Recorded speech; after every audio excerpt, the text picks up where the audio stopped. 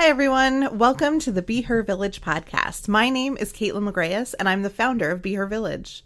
Be Her Village is an online gift registry for what moms really need: support, not stuff. We're talking to providers and people who care for moms in their pregnancy, their birth, their postpartum. We're talking to real moms and hearing their stories and really just getting into all the good stuff that comes along with new parenthood. So check us out, tune in, and let us know what you think. Hey, happy Sunday morning, or whatever day it is that you're listening to. I hope your day is great. In today's episode, Caitlin is talking with Elizabeth Ireland, who is a hypnobirthing instructor based in Detroit, Michigan. I really like this episode because Elizabeth really demystifies this idea of hypnosis. Basically, hypnobirthing is not like dangling a watch in front of your face, like, oh, you're getting so sleepy and you're going to push this baby out with no pain. Basically, she describes it as a way to really get in tune with your body, to get in tune with your own mindset, and to be in control of your own thoughts and feelings around the situation of birth. And that it's not just for people who are having home births with candles lit around their tub, but it's also for the planned C-section and anything in between. They talk about how the power lies within the hands and hearts and the desires of the birthing person.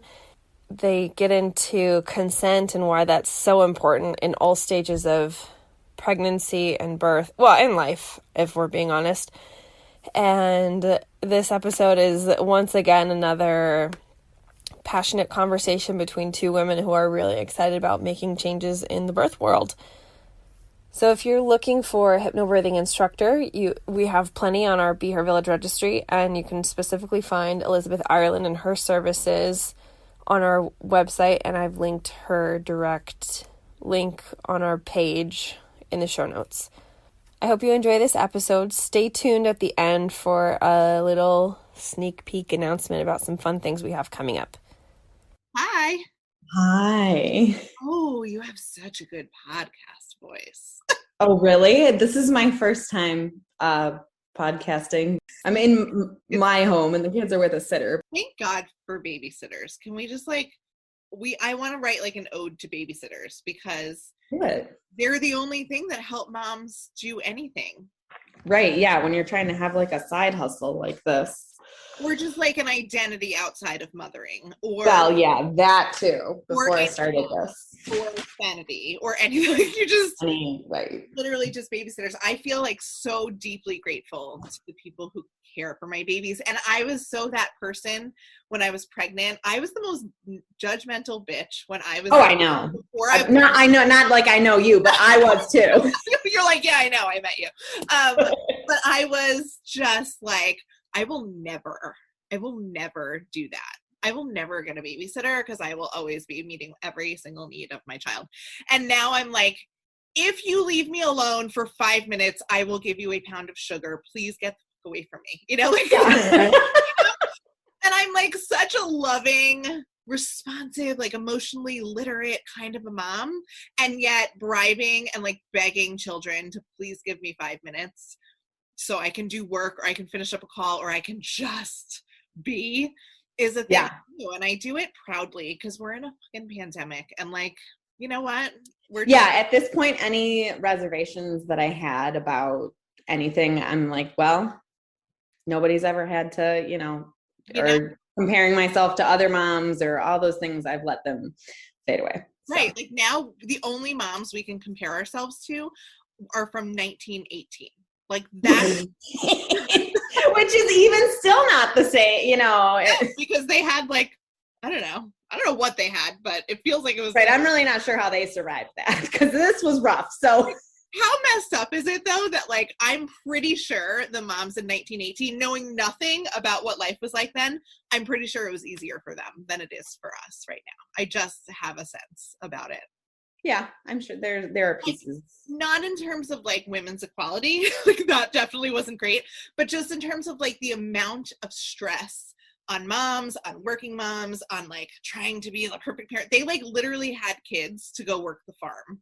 And right, their style, the whole style and like way of living was totally different. Yeah. Like they weren't like doing competitive preschool applications. Not that I ever did that, but you know, there's people, it's like, am I saying 25,000 words a day to my 5-month-old? I remember like reading that once, like feeling inept because I wasn't talking enough out loud to my 5-month-old. I was failing him. You know, there was just constant reminders of failure. And I feel like in 1918, if you kept your kid alive, boom, done. Success. Yeah. So you are Elizabeth Ireland, who is from where and what do you do? So I'm from Metro Detroit. I teach hypnobirthing, specifically on the east side of Metro Detroit, a town around here called St. Clair Shores. And hypnobirthing is a childbirth education class. So my job as a childbirth educator is to prepare parents to give birth in whatever their ideal vision of birth is. I try and help prepare them to achieve that. I really enjoy that now that you feel like the podcast started, brought your hypnosis voice. That was really such a good transition. When we were talking about pandemic moms, we were just like, yeah, fuck that. This is hard. It was like a hot mess. So you were like, I am a hypnosis. This is what I sound like. That's really funny. Yeah, I've always wondered if, you know, if others find my voice relaxing, because there's definitely, when you listen to meditations and things like that, it probably jives with different people differently, I suppose. Everybody has their own style, but I have always wondered that. I like it a lot. So we have a lot to talk about. I'm going to just like, it's going to be like this, conversational. What, for like those that are totally uninitiated, what the hell is hypnobirthing and why? Is it made up? Is it fake? Is it real? Is it like clucking like a chicken? Like what even is? Yeah, so possibly we didn't do ourselves any favors when we titled it that, but it is evidence-based. So to answer that question, it is real. There is research to support it. And I teach what's called Mongan method hypnobirthing. So there's a couple different ways you can certify to be a hypnobirthing instructor. And so I work for what's called the Hypnobirthing International Institute. And we collect data on parents who take our class and the rates of interventions that they have in their births and what types of births they have. And then we can compare those rates to US average and other averages across the globe, because this particular one is taught internationally. And we know that parents who take our class have lower rates of intervention in their birth than parents who don't. So powerful. That's a big deal. There's that, yeah, and there's some other research behind it. So that answers that question, hopefully. Yeah. But what is it, now that you know that it's legit? Now that we know we can actually have this conversation. Right. That's the test of whether we should continue. So you passed. Let's keep talking. Okay, great. So hypnosis is, when you boil it down, it's opening yourself up to suggestibility. So our brain waves, we have brain waves, right? And they're like high, fast moving when we're at a normal waking level, and then they slow way down when we're sleeping. So when you relax yourself through guided imagery, visualization, me using my hypnosis voice like this, when you relax yourself, you slow those brain waves down, maybe right above the level of sleeping. And you can open up, you can access the thoughts and feelings in your subconscious mind. And I know it sounds a little woo, but again, there's science behind it, right? There's psychology behind it. So when you open up and you can think about and deal with those feelings in the subconscious mind as it relates to birth, you can take all the fear that we have of birth, because moms have a lot of fear and it comes at us from all directions. So we can deal with that so that you can get rid of it because it has no place in your birthing space, and you can replace it with positive imagery, positive beliefs about birth and about your body. So it's just relaxing yourself and being suggestible to those suggestions, for lack of a better way of saying it, I guess. Multiple suggestions. It sounds perfectly normal. It's not well phrased. That's really okay. We're not here for perfection. I am taking anybody who's listening to this, I am retired. I'm not a doula, but I'm actively on call for 2 people. So I was on a call with one of them last night, and, she's going for a VBAC, which is, I'm a VBAC mama. It's like one of those things where something didn't work last time, typically, is, whether the baby was breached, whether there was a condition. Like most VBACs are not because like someone planned a C-section and then planned a vaginal birth, although I do know people that is the case. So generally speaking. But basically what it came down to was like, I really feel like birth is, and this percentage is completely made up, as most percentages are, is like 98% mental, emotional, and 2% physical. Like there's just, of course there's a physical process, but I feel like the vast majority of it is this mental, emotional. And I say that not to like moralize, like if your body didn't open, then clearly you failed to like address that. I'm just trying to say that as like, we need to recognize that part of it. And I feel like that's where hypnobirthing and other preparations that tap into our mindset are impactful. Would you agree with that? I would definitely agree with that. It's your hormones at play. So you're probably aware when you're pregnant, you have a complex cocktail of hormones running through your system, and your fight, flight, or freeze response plays into that. So if something scares you and you have your stress hormones come up, then they're going to shut down the positive hormones of birth. And so all the feelings, all the mental, emotional stuff comes into play a lot. But like you said, not in any way, and this is a huge piece, a thing that I believe really strongly in is not the mom guilt, man. Like, lady, there's so much of it. And I am not here to criminalize one type of birth and tell you need to do it naturally. I think we do ourselves a real disservice as moms by having it so black and white, like this camp or that camp. And that just bugs the crap out of me. So I make a big deal of that in my classes, that this is about you and what you want. You do your research. Let me show you where to go find the information. But I have very strong feelings about this too. So I'm glad we're gonna like hypnobirthing, cool, but also like, right, let's go there. Let's go into this, because I feel really strongly about that, but I also feel like we have to separate it out into like 2 ideas, because I feel like the natural birth movement, if we could just like label, there's a natural birth call it that. Like no epidurals, midwives are great, home birth is amazing, like let's shoot for this, no interventions, primal birth, whatever, physiological birth, hands off. Yeah. And then you have the medicalized, like, epidurals, doctors, hospitals, whatever. So there's these 2 kind of camps. And I feel like the natural birth community needs to exist. And part of like how they have come about is because of the absolute failures of the medicalized birth community. Like, I think that's a strong statement, but that's one way of saying it, but yeah.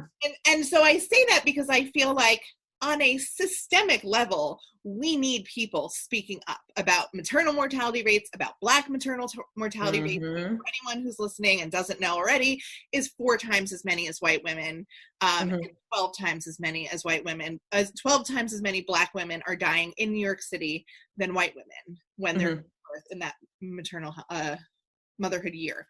So we need to talk about that. We need to talk about the interventions. We need to talk about how this over intervention and this ignoring the physiological and ignoring our capability and not having midwives and all of that is the cause of injury and death and risk.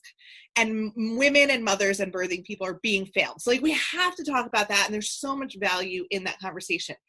And then at the exact same time, you have like these sweet individuals who are just like getting pregnant because it's just like their time to get pregnant.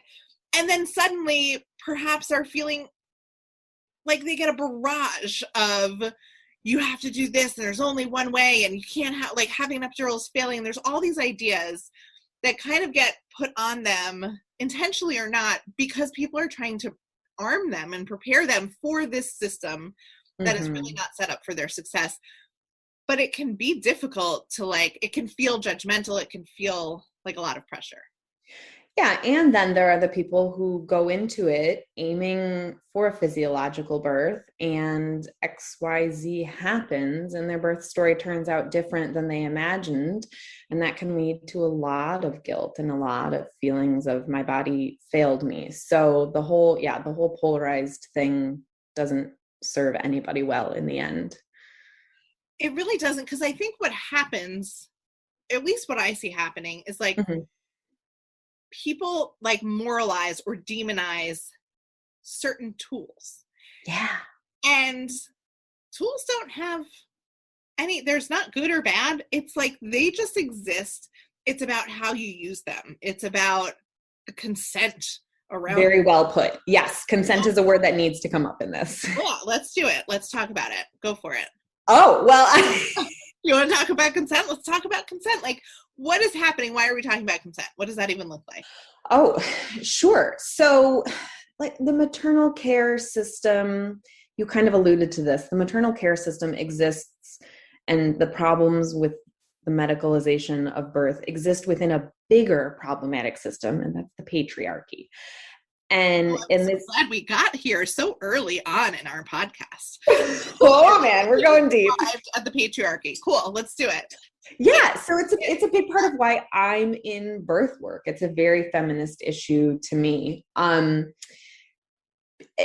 because you can't talk about consent without talking about just in general how women's bodies and their autonomy surrounding their bodies are treated within our larger society. And then that impacts this one specific little area, which is when you're pregnant, how people treat your body, from the strangers in the grocery store who feel like they have the right to touch your belly to the obstetricians and even the midwives who do things like a vaginal check, a cervical check without asking. Or ask to do a cervical check, but then sweep your membranes and don't tell you they're going to do that, right? There should always, okay, it sounds so obvious. You should always give consent before someone puts their fingers in your vagina, right? Like, duh. It sounds really obvious, but it's actually not. And yet it happens so often. And so often, pregnant people defer to the medical professionals as the professionals, right? So they know what's right. They know what's best. This is their area of expertise.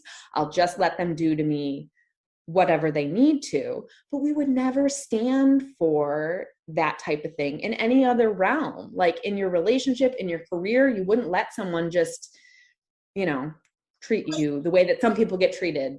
Quite honestly, like I love bringing it into those other areas because I that's how I empower some of my clients. I'm like, they feel so disempowered in this medical system, but hey, like you're a freaking high-powered attorney for your day job. Like throw that attorney hat on and go talk to your doctor, Right. Like use those skills. But at the same time, like even just extrapolate it to like cardiac care. Like when you have a cardiac patient or an orthopedic patient, like people are spoken to with respect, and there isn't this like strange power dynamic of you are a poor mother and you are not protecting your baby unless you listen to me. Like everything is in service of the baby. Like the baby becomes this almost a weapon that's used against people in their own births. I don't know how many L&D rooms you've been in, but the decision making goes from like, well, we're recommending this. Mom's like, well, I don't know. well, it's, it's for the baby. It's like, obviously for the baby, because we're concerned about the baby, which leaves this like empty end of that sentence, which is, and you're not if you don't agree to this thing. Yes. It's very problematic. Right. That's what's implied there. And it strips away all the power from the birthing person. And then they leave. That's why people leave their birth experiences feeling traumatized sometimes. So, I suppose I don't want to be like totally doomsday, because then this is what we're working to change. And it starts with letting people know that it's an issue, because I think sometimes people don't even realize that they can have a voice, that they can ask questions. And that's what I spend so much time in my classes doing, is talking about, here's how to phrase a question to your provider about, you don't have to say, are you going to allow me to birth on my hands and knees? Because that's not whether or not they allow you. You can say, what positions do you typically let moms, or do moms typically birth in? What are you comfortable helping me out with? And what would that look like in the birth room? So we spend a lot of time talking about that. And I spend a lot of time with partners talking about how mom is going to be in labor land. She's going to be in her own little mental space and not really in the place where she's going to want to advocate for herself. I love that quote that, the birthing woman should not have to educate her mom about her birth plan, educate her nurse about her birth plan. She should just be treated like the queen that she is. Yeah. So I spend time talking to the partners about, okay, let her do her birth thing. And if some advocating needs to happen in the birthing room, then that's your job. And here's where you step in, and here's how you do it, so she can stay in the zone, so to speak.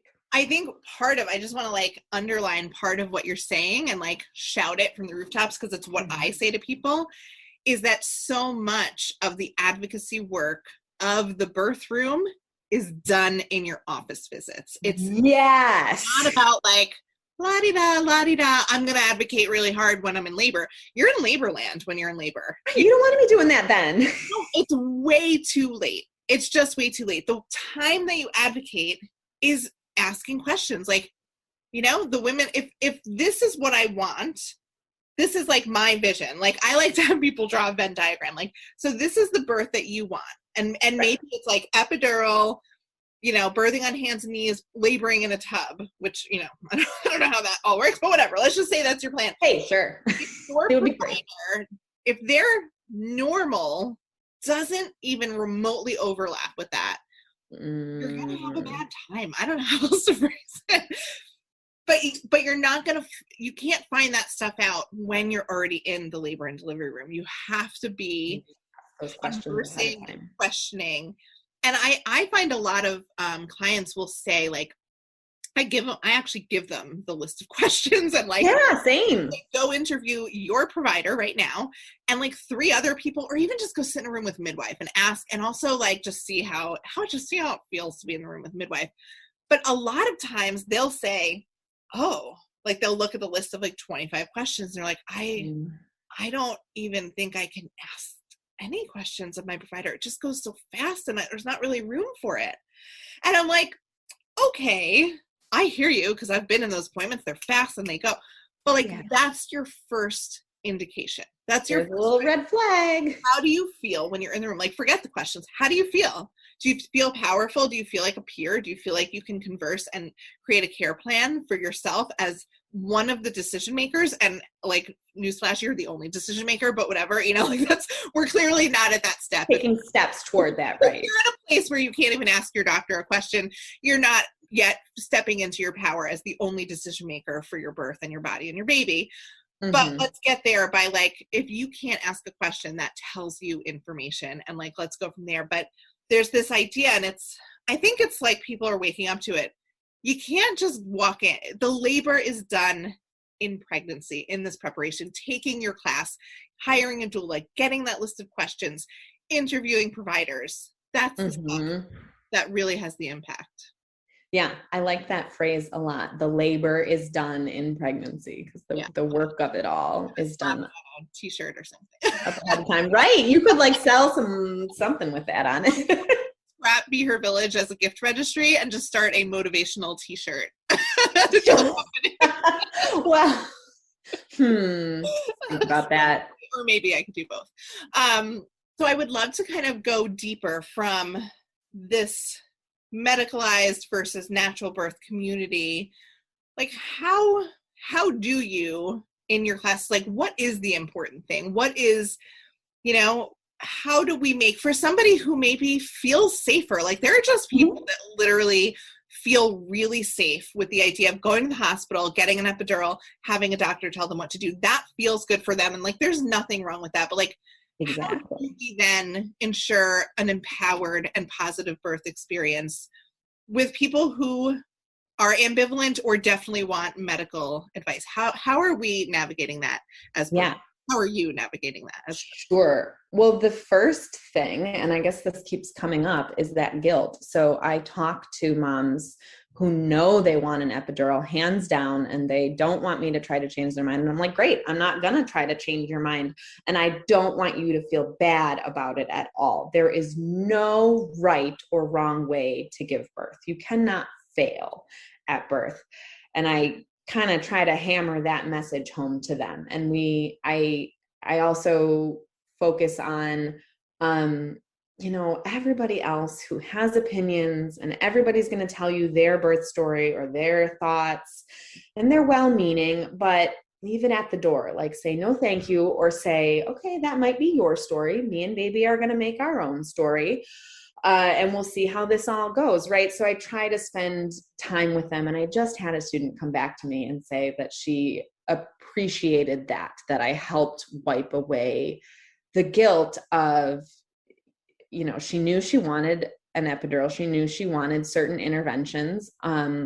And that was right for her. And then she felt it was her second baby. And so she just felt a lot more at peace at the end of the whole thing, because we got rid of all that just crap from the rest of society that makes you feel a certain kind of way, or that you have to do it, or you're not good enough if you don't do it this way. So that's a big, big piece of it, I think, is just helping them, like you said, step into their power, right? Helping them own their decisions and know that their intuition, if they follow their own intuition, that's going to lead them to do what's best for them and what's best for baby. I love that. And you just said something that I just want to this is what I want to put on a t-shirt. There we go. You cannot fail at birth. Right. You cannot fail at birth. And I think what we really need to be doing is decoupling the outcomes, the medical interventions, how the baby comes out of our body, with this idea of whether we failed or succeeded. Because the truth is, like, there's things we can control, there's things we can't control. And most of the times, the medical stuff is not in our control. The empowering stuff is getting the information, having the conversations, being part of the decision making, and feeling like you have that voice and you have that power. But you can't fail at birth. You just can't. It's not a competition for starters. Right. It's really a personal, internal experience about kind of stepping into your own power and finding your own wisdom and your own internal guide, rather than relying on that external factor. Exactly. 100%. Boom. Mic drop. Can you tell us a little bit about how you got drawn into this work? What's your story? Like, what did you do before? Who were you before you were a hypnobirthing instructor? So my story starts way before I ever got pregnant for the first time. I had a really bad couple experiences with birth control and with gynecologists and the whole bodily autonomy thing that we're talking about. And that led me down a path of reading about women's bodies and women's wisdom. There's actually that's the title of the book by Dr. Christine Northrup, right? So that was the first one that I read. And it planted the seed in my mind that when I got pregnant for the first time, I knew I wanted a natural birth. So I took hypnobirthing when I was pregnant with my first, had it's like a spectrum. I didn't have 100% natural birth. I had a few interventions. I was hooked up to a few things, but, speaking of that person. Speaking of that birth, here comes the product of it. Right. Okay. I just love that it's not me, because I do this all the time. Like, you have to do that like super calm mom voice, like, because someone's on Zoom watching me. So just it's quietly, recorded. Like, typically, I mean, they're used to walking in on me just like, because normally I don't care. please leave the room. Like, it's just that like quiet shaking. Like, I need you to go. Yeah, exactly. We'll see how this goes here. Imagine if you were in 1918, how much easier this would be. Yeah, I would be like, anyway. You'd be in a field right now. It would be so much easier. So I went down this path of research, and I knew I wanted a natural birth. So when I got pregnant with my first, like within the first few weeks, I told my husband, I want to do this naturally. And he said, okay, sure, whatever works for you. He had no idea what he was getting himself into, that I would like turn into this birth nerd. But I had a really good experience with her birth. It did go, not 100% according to what I envisioned in my head. And I think that experience helps me as an educator now, because I can identify with moms and talk to them about this. It's not so black and white. You don't either have a perfect natural birth or 100, all the interventions. It's a continuum, and you'll probably fall somewhere in the middle, in the gray space, and it can still be a beautiful experience. So I had that, and then I hung around a lot of birth workers after that. I would go to there was a midwife who had a birth circle in my area, and I would attend the meetings, and everyone would walk around, or go around the circle and introduce themselves. I'm a doula, I'm a birth photographer. And I would say, I'm Elizabeth. I don't know what I am, but I just like you guys. Honest to goodness, that is what I did. I just want to hang out with you. Please let me. Right.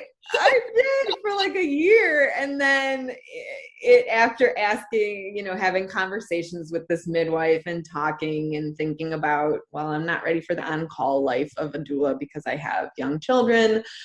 So this is what I landed on, is certifying as a childbirth educator. And I did it with the same program that I took a class in for my first. I've gone on to have two, since I certified to be an educator, then I had 2 more babies, and I also have 2 angel babies. So I feel like I run the gamut of experience at this point to, like I said, identify with students. But that's how I ended up in birth work. That's beautiful. Let's talk about gifts, because Be Her Village is a gift registry. Oh my gosh, you're gonna get me going. Oh, good. Good. Let's talk about it. Did you have a baby shower? Did you get gifts? What was your experience? Okay, I did have a baby shower. I did get a lot of gifts. We didn't know the sex of our baby. It was going to be a surprise. We tried to register for all these neutral things. And then when she was born, she was a girl. And my husband and I refer to that as the pink explosion, because then people just like brought all the pink. And we were like, oh, but we wanted it to still be neutral, even though, it doesn't. And I spent, back to my registry, I spent an undue amount of time editing that thing, and making sure it was perfect. And now that I've been a parent for 8 years, I've really gotten into minimalism. That's the other thing that I'm a geek about in my life. So I feel really strongly about the idea, just in general, of experiences over stuff. And yeah. So I'm a mom of 3 as well. My oldest is 8. He's about to be 9 and under crazy, so fast. But I feel like minimalism, I'm not full, nobody would walk into my house and be like, she's a minimalist. But also I just feel kind of shocked that nobody would say that, considering I constantly try to get rid of things and constantly try to stop the influx of stuff into my life. It is a constant thing. It's constant because there's birthdays and there's gifts and there's grandparents and there's sometimes you just go to Five Below and you get your kids some stuff so you can have a nice Saturday. All the things. It drives me crazy. Yeah, it's actually like there is a relationship between a lot of stuff and anxiety. And I think mothers in particular, especially if they're home taking care of children, but even if not, like I just think that there's a direct correlation. I know if my countertops are full of stuff, I'm more anxious than like literally just throw it in the sink. Like I just want to just not, it doesn't even have to be done. Just not see it. Or make me feel like a better human being than when they're not. Yeah. So what has been your experience with like your students and gifts? Do you see them? Is it hard for you to watch people kind of like loading up on the stuff they don't need and so hard having cash to like pay for what you know that they're actually going to need? Like, tell me about what that feels like for you. So my favorite is when students ask me about baby products, or they say, I know this is a birth class, but could I just ask your opinion on such and such? And then I go, oh yes, you can, because let me tell you, yeah, absolutely. If it feels important to you, have that splurge item. I think people like to have, everybody has it. It could be the snoo or the Up a Baby, or set, like people want to have people get particular about something. So I say, go ahead, yeah, go do that, like register. And there are certain things that will be helpful, baby wearing, things like that. And I say, and you really should consider all the things that you can put in place to make your postpartum go smoothly, because your only job is to get to know baby. And we in class, it's 5 weeks, my class is 5 weeks long, and class number 5 is all about breastfeeding and postpartum and infant care. So I throw it in there, like, be gentle with yourself, give yourself all the grace in the world, and do everything you can to set up such and such. And there's a few local businesses in Metro Detroit that I really love to call out. There's one that's like a vegan meal delivery service that is, I always give everybody their card. I'm like, you need them, because who doesn't need food? And like home cooked food, not pizza and McDonald's, like, right, yeah, like real good food. Yeah. And I'll introduce them to the idea, because I think people don't even know that such a thing as a postpartum doula exists. So I'll introduce them to that idea and talk about, here's my referrals for lactation consultants and all those types of things. And I think some of it, it's the type of thing that parents need to hear over and over and over, because it's almost such a foreign idea in our society that it takes a village. But we're such an individualistic society, and we think that we can just pop this baby out and stand on our own 2 feet, and we're the parents and we got this. But to surrender that, you have to hear this idea, and you have to hear this repeated to you over and over. So I think a lot of times when I say it to students in my class, if it's the first time that they're hearing the idea of you need more support than you need stuff, I feel like you just hit on something, which is this idea, this like American idea that we're failures if we need help. And it's not that you're a failure. It's actually that you deserve it, and you're being failed if you have to do this completely on your own with no support. When I've started being in touch with people in countries around the world, because they're actually, it's like one of the shocking parts of Be Her Village is that people from all these different countries are like, hi, can we get this going in our city? I love that. I'm like, wow, sure. Abu Dhabi, sure. Like Switzerland, that's not a city. Like, awesome. Like it's all over the world. They're like reaching out to bring Be Her Village to their communities. And I'm like trying to figure out why. And I think there's a lot of reasons, but the big one is, in those countries, they already value supporting mothers. So we don't have to do the explaining.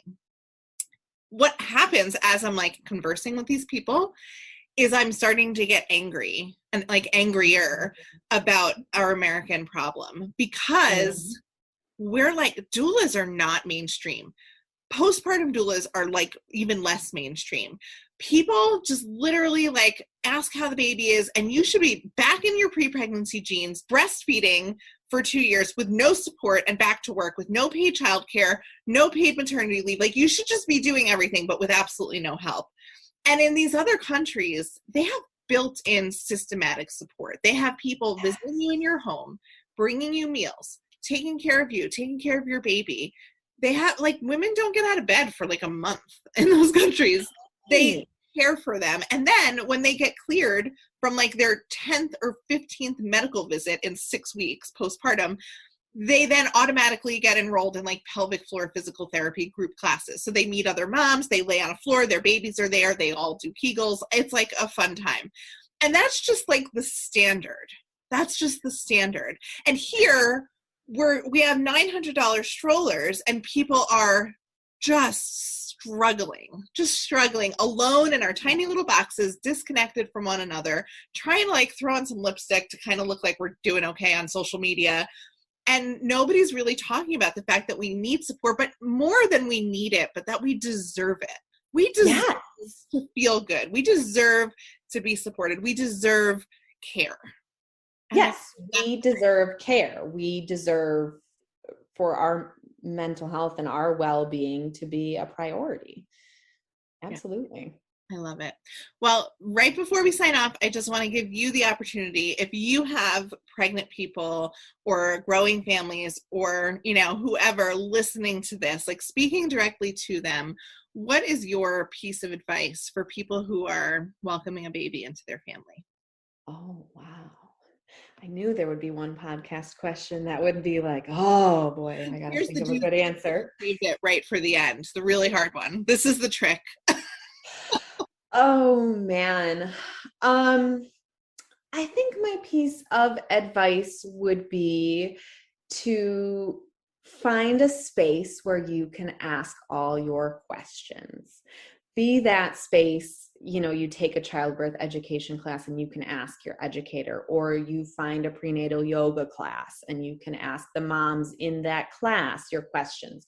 Find a space where you can ask all the questions, because you're not the only one with a lot of questions. We all have that at no matter what number pregnancy it is too, right? There are questions, there are resources that we're looking for, and we want help finding them. So I think the best places to do that are things like I mentioned, like a childbirth class or a yoga class. And then once you start to ask those questions, it'll lead you down the road of finding the information that you need to have your ideal birth and childbearing experience. So beautiful. Part of what feels beautiful to me about what you just said is that the flip side of that is like, it's not just the asking the question. It's like, tap into the wisdom that other women hold, right? Like we have it. There is a collective wisdom of people who are birthing and bringing forth life and going through birth. And you don't have to figure it out completely alone. You don't have to go on Google.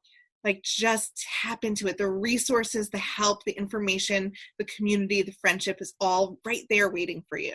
And it makes it so much better and so much more enjoyable. Yeah. Oh, so beautiful. Thank you, Elizabeth. This has been Thank you. I love hanging out with you. And when we come to Detroit, we need to hang out. Yes. We're having a huge expo in Detroit, so we need to talk about that too. But okay. October 24th, Shed 5, Eastern Market. We're doing it. We're throwing a motherhood expo. And so hooray. Yeah, lots of things, lots of amazing things coming to Detroit. And it's like, it's people like you I can't wait to meet in person and hug and just be excited about this with. So thank you so much for having me. Of course, it's so my pleasure. Talk to you soon. Bye. Bye-bye. Hey, thanks again for tuning in to this episode of the Be Her Village podcast. So we referenced it in the last episode and we referenced it a little bit here, but we have something super exciting happening in Detroit on October 24th of this year. So for more details and information, Caitlin is going to be going live on our Instagram page at Be Her Village on August 2nd in the evening. We haven't really nailed down the time yet, but we're going to talk about what's happening and what we're so excited about. If you want to be in the loop, you can join our email list, which you can find on our page, behervillage.com, and you can keep up to date with our Instagram pages. We're going to be posting things there frequently. And make sure you tune in August 2nd to hear Caitlin talk about it live. Thanks so much for tuning in. Have a great day.